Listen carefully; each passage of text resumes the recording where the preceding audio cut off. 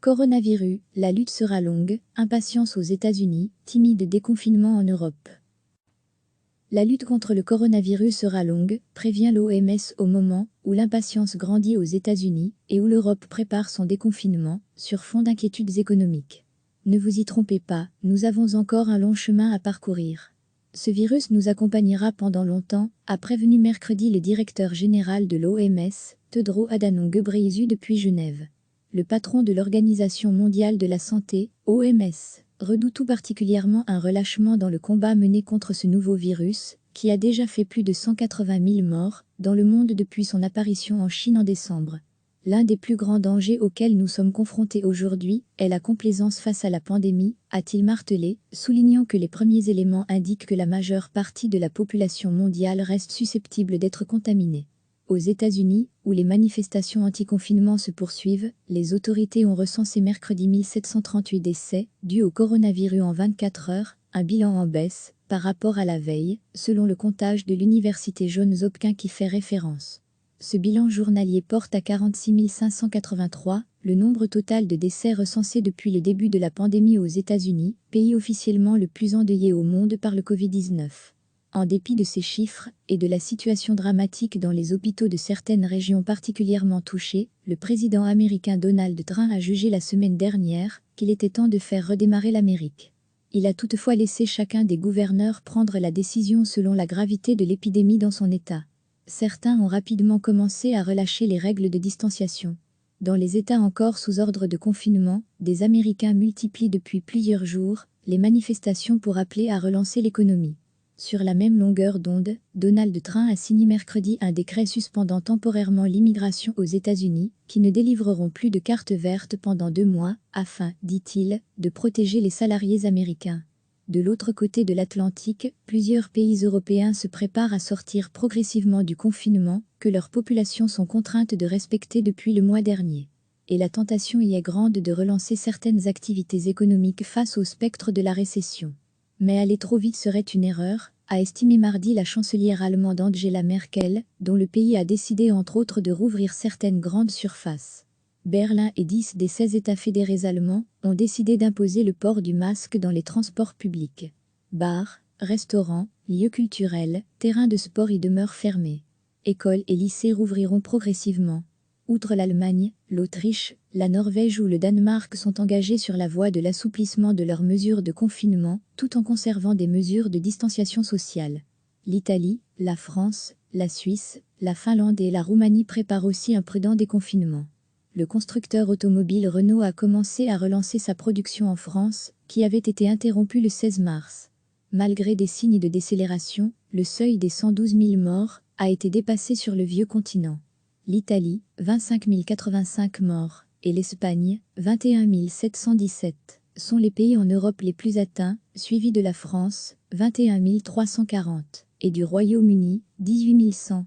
Alors que 759 décès étaient enregistrés en Grande-Bretagne au cours des dernières 24 heures, portant le bilan dans le pays à 18 000 morts, le chef des services sanitaires britanniques, Chris City, a douché les espoirs de ceux qui espéraient que Londres allait suivre la tendance européenne à alléger dans les semaines à venir les mesures de confinement. À long terme, on s'en sortira, idéalement avec un vaccin très efficace, ou des médicaments très efficaces, qui permettront aux gens de ne plus mourir de cette maladie, même s'ils l'attrapent, a-t-il dit. La course mondiale à l'élaboration d'un vaccin, à laquelle participent toutes les nations et tous les grands laboratoires et firmes pharmaceutiques, a été relancée mercredi, avec le feu vert donné par l'autorité fédérale allemande chargée de la certification des vaccins à un essai clinique sur les humains par le laboratoire BioNTech, basé à Mayence, en lien avec le géant américain Pfizer.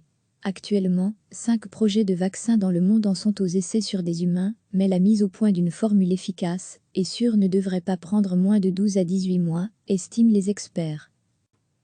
En attendant ce vaccin, dont le monde entier voudra disposer en même temps, et dont l'obtention risque de donner lieu à une compétition féroce, la pandémie va continuer à alimenter une crise économique mondiale aux répercussions inédites. Dans un monde à l'arrêt, les dirigeants cherchent toujours à juguler les effets d'une crise économique que le Fonds monétaire international, FMI, et l'Organisation internationale du travail, OIT, décrivent comme la pire depuis 1945. Les dirigeants européens se retrouvent jeudi devant leurs écrans pour un sommet en visioconférence censé trouver les solutions pour sortir l'Union européenne de la récession, mais leur profonde division risque de les contraindre à reporter toute décision d'envergure. La crise s'amplifie pourtant dans certains secteurs. L'Organisation internationale de l'aviation civile, OACI, estime ainsi que le coronavirus pourrait réduire de 1,2 milliard le nombre de passagers dans le ciel d'ici septembre, comparé à une année normale. La Corée du Sud a annoncé jeudi une contraction de 1,4% de son activité économique au premier trimestre par rapport à l'année précédente et les autorités redoutent un nouveau ralentissement dans les mois qui viennent. L'ONU s'est de son côté alarmée d'une catastrophe humanitaire mondiale. Le nombre de personnes souffrant de famine risque de doubler pour atteindre plus de 250 millions d'ici la fin de 2020, selon elle. La crainte d'une deuxième vague reste également très forte aux États-Unis. Un haut responsable de la santé publique, Robert Redfield, a dit redouter pour l'hiver prochain un épisode encore plus difficile que celui que nous venons de vivre, en raison d'une possible coïncidence avec la grippe saisonnière. Berceau du coronavirus, parti de Wuhan fin 2019, la Chine craint aussi une deuxième vague épidémique. Dans le collimateur, les personnes venant de l'étranger. Face à cette menace, la métropole de Harbin, proche de la Russie, a renforcé mercredi ses mesures de restriction. Recevez chaque matin l'essentiel de l'actualité. La lutte contre le coronavirus sera longue, prévient l'OMS au moment où l'impatience grandit aux États-Unis et où l'Europe prépare son déconfinement, sur fond d'inquiétudes économiques. Ne vous y trompez pas, nous avons encore un long chemin à parcourir. Ce virus nous accompagnera pendant longtemps, a prévenu mercredi le directeur général de l'OMS, Tedros Adhanom Ghebreyesus depuis Genève. Le patron de l'Organisation mondiale de la santé, OMS, redoute tout particulièrement un relâchement dans le combat mené contre ce nouveau virus, qui a déjà fait plus de 180 000 morts dans le monde depuis son apparition en Chine en décembre. L'un des plus grands dangers auxquels nous sommes confrontés aujourd'hui est la complaisance face à la pandémie, a-t-il martelé, soulignant que les premiers éléments indiquent que la majeure partie de la population mondiale reste susceptible d'être contaminée. Aux États-Unis, où les manifestations anti-confinement se poursuivent, les autorités ont recensé mercredi 1738 décès dus au coronavirus en 24 heures, un bilan en baisse par rapport à la veille, selon le comptage de l'université Johns Hopkins qui fait référence. Ce bilan journalier porte à 46 583 le nombre total de décès recensés depuis le début de la pandémie aux États-Unis, pays officiellement le plus endeuillé au monde par le Covid-19. En dépit de ces chiffres et de la situation dramatique dans les hôpitaux de certaines régions particulièrement touchées, le président américain Donald Trump a jugé la semaine dernière qu'il était temps de faire redémarrer l'Amérique. Il a toutefois laissé chacun des gouverneurs prendre la décision selon la gravité de l'épidémie dans son État. Certains ont rapidement commencé à relâcher les règles de distanciation. Dans les États encore sous ordre de confinement, des Américains multiplient depuis plusieurs jours les manifestations pour appeler à relancer l'économie. Sur la même longueur d'onde, Donald Trump a signé mercredi un décret suspendant temporairement l'immigration aux États-Unis, qui ne délivreront plus de carte verte pendant 2 mois, afin, dit-il, de protéger les salariés américains. De l'autre côté de l'Atlantique, plusieurs pays européens se préparent à sortir progressivement du confinement que leurs populations sont contraintes de respecter depuis le mois dernier. Et la tentation y est grande de relancer certaines activités économiques face au spectre de la récession. Mais aller trop vite serait une erreur, a estimé mardi la chancelière allemande Angela Merkel, dont le pays a décidé entre autres de rouvrir certaines grandes surfaces. Berlin et 10 des 16 États fédérés allemands ont décidé d'imposer le port du masque dans les transports publics. Bars, restaurants, lieux culturels, terrains de sport y demeurent fermés. Écoles et lycées rouvriront progressivement. Outre l'Allemagne, l'Autriche, la Norvège ou le Danemark sont engagés sur la voie de l'assouplissement de leurs mesures de confinement, tout en conservant des mesures de distanciation sociale. L'Italie, la France, la Suisse, la Finlande et la Roumanie préparent aussi un prudent déconfinement. Le constructeur automobile Renault a commencé à relancer sa production en France, qui avait été interrompue le 16 mars. Malgré des signes de décélération, le seuil des 112 000 morts a été dépassé sur le vieux continent. L'Italie, 25 085 morts, et l'Espagne, 21 717, sont les pays en Europe les plus atteints, suivis de la France, 21 340, et du Royaume-Uni, 18 100.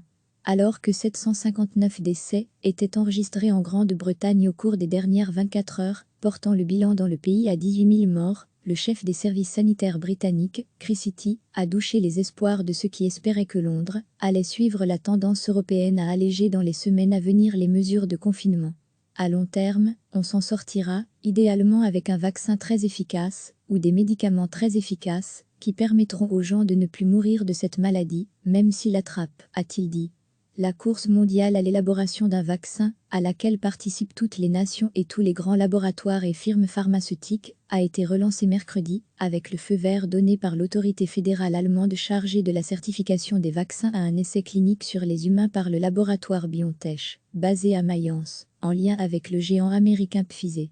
Actuellement, 5 projets de vaccins dans le monde en sont aux essais sur des humains, mais la mise au point d'une formule efficace et sûre ne devrait pas prendre moins de 12 à 18 mois, estiment les experts. En attendant ce vaccin, dont le monde entier voudra disposer en même temps, et dont l'obtention risque de donner lieu à une compétition féroce, la pandémie va continuer à alimenter une crise économique mondiale aux répercussions inédites. Dans un monde à l'arrêt, les dirigeants cherchent toujours à juguler les effets d'une crise économique que le Fonds monétaire international, FMI, et l'Organisation internationale du travail, OIT, décrivent comme la pire depuis 1945. Les dirigeants européens se retrouvent jeudi devant leurs écrans pour un sommet en visioconférence censé trouver les solutions pour sortir l'Union européenne de la récession, mais leur profonde division risque de les contraindre à reporter toute décision d'envergure. La crise s'amplifie pourtant dans certains secteurs. L'Organisation internationale de l'aviation civile, OACI, estime ainsi que le coronavirus pourrait réduire de 1,2 milliard le nombre de passagers dans le ciel d'ici septembre, comparé à une année normale. La Corée du Sud a annoncé jeudi une contraction de 1,4% de son activité économique au premier trimestre par rapport à l'année précédente, et les autorités redoutent un nouveau ralentissement dans les mois qui viennent. L'ONU s'est de son côté alarmée d'une catastrophe humanitaire mondiale. Le nombre de personnes souffrant de famine risque de doubler pour atteindre plus de 250 millions d'ici la fin de 2020, selon elle. La crainte d'une deuxième vague reste également très forte aux États-Unis. Un haut responsable de la santé publique, Robert Redfield, a dit redouter pour l'hiver prochain un épisode encore plus difficile que celui que nous venons de vivre, en raison d'une possible coïncidence avec la grippe saisonnière. Berceau du coronavirus, parti de Wuhan fin 2019, la Chine craint aussi une deuxième vague épidémique. Dans le collimateur, les personnes venant de l'étranger. Face à cette menace, la métropole de Harbin, proche de la Russie, a renforcé mercredi ses mesures de restriction. Cliquez sur s'abonner pour recevoir les dernières nouvelles.